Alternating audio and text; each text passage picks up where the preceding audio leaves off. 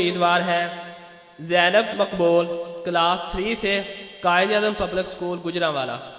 زینب مقبول۔ حاضرین محفل السلام علیکم۔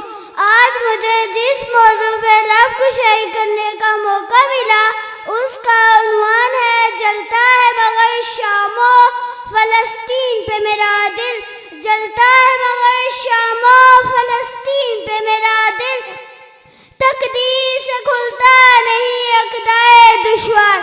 آج فلسطین کے مسلمانوں پر ظلم و ستم کے پہاڑ توڑے جا رہے ہیں، ان پر بم برسائے جا رہے ہیں، ماں باپ اپنے بچوں کو، بہن بھائی ایک دوسرے کو اپنے ہاتھوں سے دفن کر رہے ہیں۔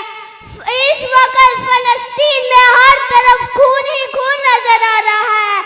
آج پھر اسلام کو ایک صلاح الدین ایوبی کی ضرورت ہے، تمام عالم اسلام کو ایک ہونے کی ضرورت ہے۔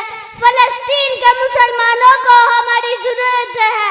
صدر ذی وقار، حق زندہ رہتا ہے، باطل مٹ جاتا ہے، حق باطل کا سر کچل دیتا ہے۔ یہ جنگ فلسطین اور اسرائیل کی نہیں، یہ حق و باطل کی جنگ ہے۔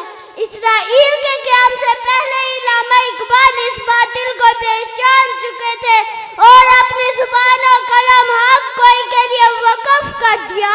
فرماتے ہیں